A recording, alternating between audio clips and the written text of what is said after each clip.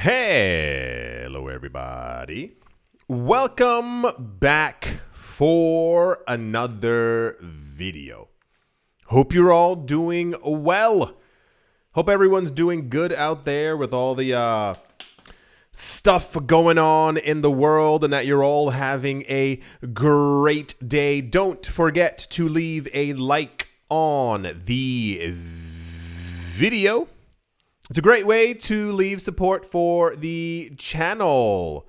Don't forget that Ledger also now has gift cards. They make the perfect gift for someone who you think needs a little bit more cryptocurrency in their lives. While I do not work for Ledger, I am an affiliate, and I have an affiliate link in the description below. Yeah, a lot's been going on. I'm sure you remember the last couple of months at this point. The cryptocurrency buying spree that we've been seeing very wealthy individuals doing as of late has not slowed down. And I doth not think that it is going to sloweth down anytime soon. We have been receiving, as of late, a number of quite hefty price predictions. The current sentiment, if you will, is that apparently we are like in the what they're calling the final phases of the actual bull run. So this is the assumption that the bull run began around $16,000 Bitcoin, drove us to 70, 80,000, got over 100,000. And I think that we are currently in the disbelief phase, just from logic, you know. However, analysts and a number of people within the cryptocurrency market, I'm certain you've seen someone talking about this, are now giving the time frame of potentially September and October for like the big shebang boom, like prices go. There's always like one final gigantic leg up, and that's what they're saying for September, October. But then in a more optimistically bullish kind of phase at the same time, there are a number of people who think still that this cycle will extend into 2026 and potentially go on forever.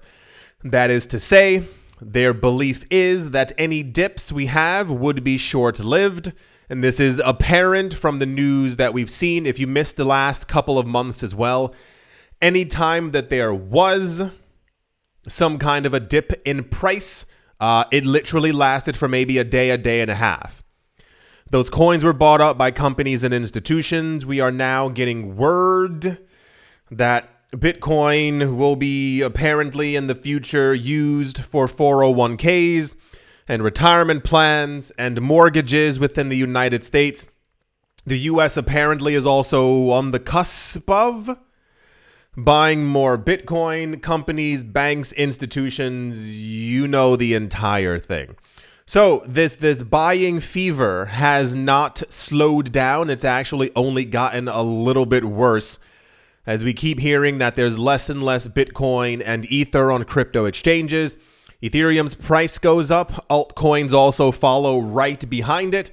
And it seems like we are kind of where we should have been around February and or March, if this is your first go around in the market.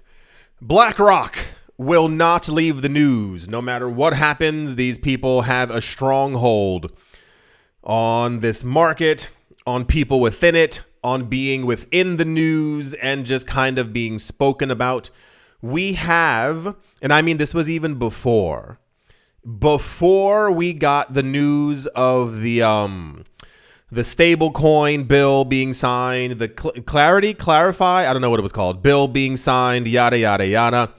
There was already a large amount of interest and attention being paid to Ether and Ethereum because of the staking, because of network security, because of this predetermined idea that Ethereum was going to $10,000 per coin. If you missed a couple of days before all those bills got signed, we had a news story where the guy in the analyst predicted a $1.5 million ether per ether. He says he foresees this in the coming years. We went over the whole price thing. Don't gotta go completely insane in the comment section. It's just more of he was explaining that the average person, typically they know what Ethereum is, but many investors tend to look in different directions for different coins because they deem something too expensive. It's happened with Bitcoin. People look at Bitcoin and they go, the price is too high. I can't get a whole one. And instead of getting fragments of it, they'll go to another coin. Ethereum has now gotten to the point where it is like also relatively institutionalized. And a lot of the banks who plan on creating their own stablecoin will be doing so on top of Ethereum. So you know how like Tether alone, Tether's transacting trillions. It's trillions with a T. Trillions of dollars every month or every couple of months just on their chain alone. The banks want a gigantic slice of that. So if we start getting, we already have got 10, but as we get more of these banks announcing that they're going to be building on top of Ethereum, they will, in all logical senses, at some point be transacting tens of trillions of dollars weekly or monthly, back and forth on their stablecoin just through Ethereum.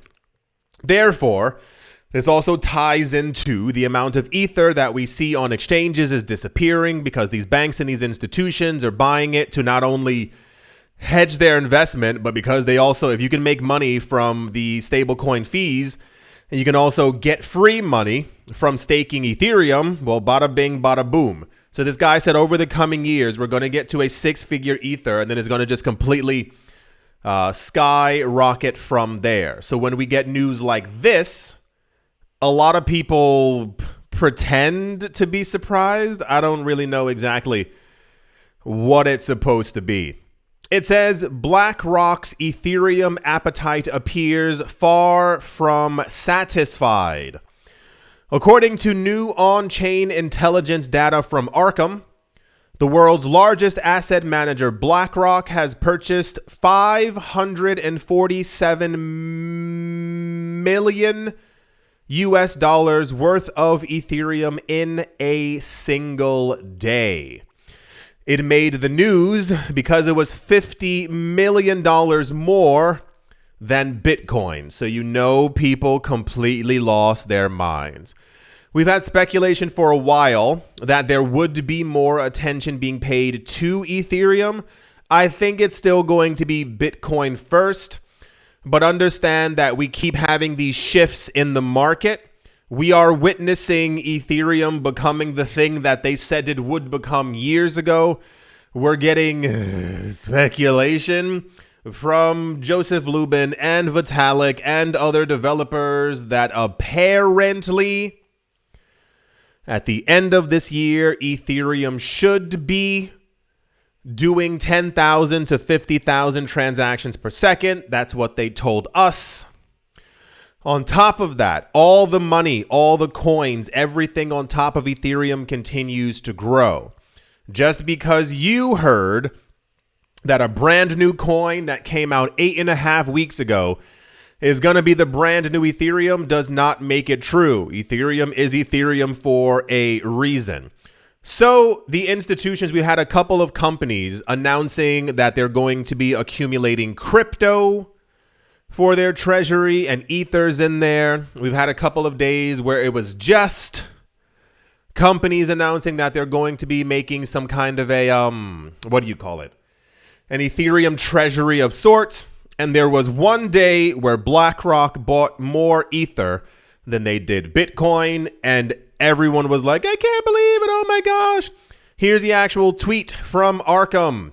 It says BlackRock is still buying more ETH than Bitcoin, because also they're both undervalued, but Ethereum's incredibly undervalued. And you're going to be able to buy a lot more and make sure that you actually completely constrain the actual supply a lot quicker than Bitcoin. If every each ether would have to be $20,000 or $30,000 to put them really near on par, as what have you. So the fact that Ether is still so low in price, it's a lot easier to, I don't want to use the word conspire, but work with other companies and be like, cool, well, let's buy both of them, but let's make sure that we absorb all Ether that's available as well. It says BlackRock's purchase of over $500,000 of ETH exceeded its Bitcoin inflow of only $497 million.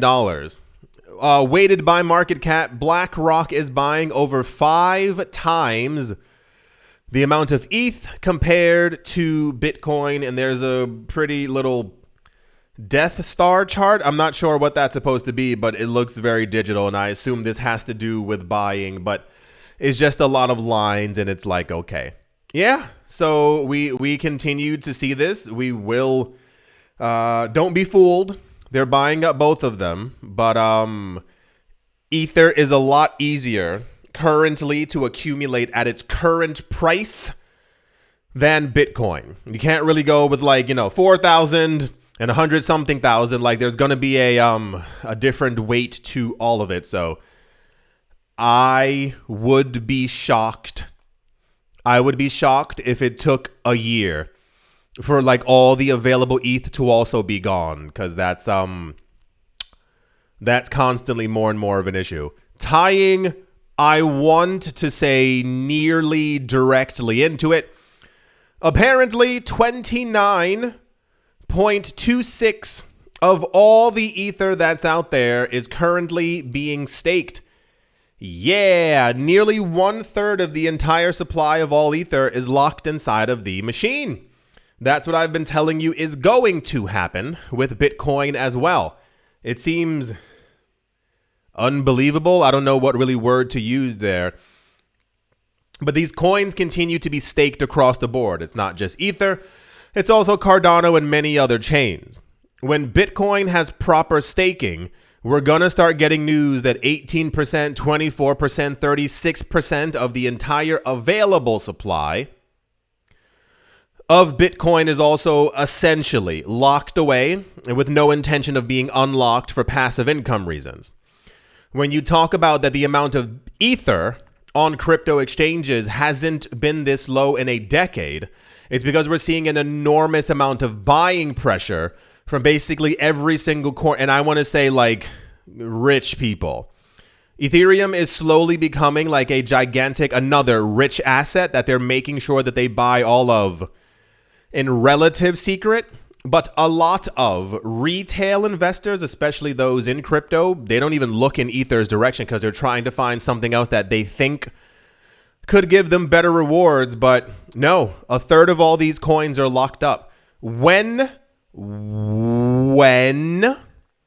we hear that the US SEC has allowed staking for the Ethereum ETFs, 30% is probably going to rise to 37%. And then 45%. We are probably in the next couple of years going to hear that 60 or 70% of all Ether is now being staked, locked away with no intention of being unlocked. When I tell you that you were early in this market, this is what I mean. It said the fact that nearly 30% of the entire ETH supply is now locked up in staking pools is a monumental indicator. This isn't just a trivial increase. It signifies growing confidence in Ethereum's long-term viability and its future as a foundational layer for the decentralized web. I assume the banks will be doing the exact same thing. The banks are planning on building their coins on top of Ether. They will also be staking it as well. It talks about the reduction of its circulating supply, increasing network security. The more Ether is staked, the more secure the network becomes. So in theory, you would kind of essentially want 30, 40, 50, 60% of all the coins locked away.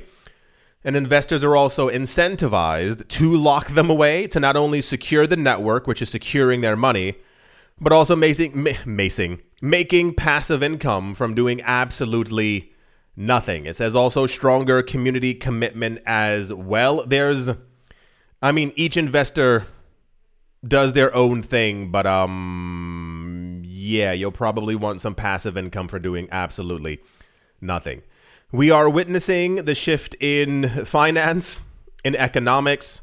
We are on this planet at a time where we are seeing the world reserve currency no longer reserving as much, as we continue to see de-dollarization, which is constantly in the news.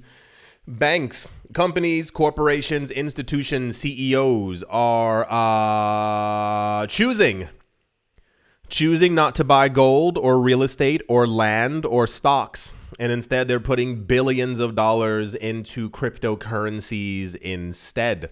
Yeah. Hopefully everyone has been paying attention. I know I keep saying it, and it's because I have experienced in my life, I can tell someone something 338,000 times, and they still won't hear me. I've had this channel since XRP was less than 1 cent. And I told people, hey, that might be a good investment. Very few people actually paid attention. I've had this channel since Bitcoin was less than $1,000. In 2017, I was like, hey, we're getting a lot of news from people saying that Bitcoin might go to 5,000. Isn't that crazy? Can you imagine it going to 5,000? It's over 100,000. So I can show you all the news that I want about rich people taking over the crypto world. And there will still be people who don't pay attention, who are in 10 years going to be upset that they do not have enough. I think that's going to do it for this video. I do hope that you've all enjoyed. I do hope you all are having a great day. Morning, afternoon, evening, wherever you are, wherever you might be. I do hope it is absolutely fantastic. Thank you all once again for watching, listening, liking, commenting, and supporting. And I will most certainly be talking to you all soon. See you.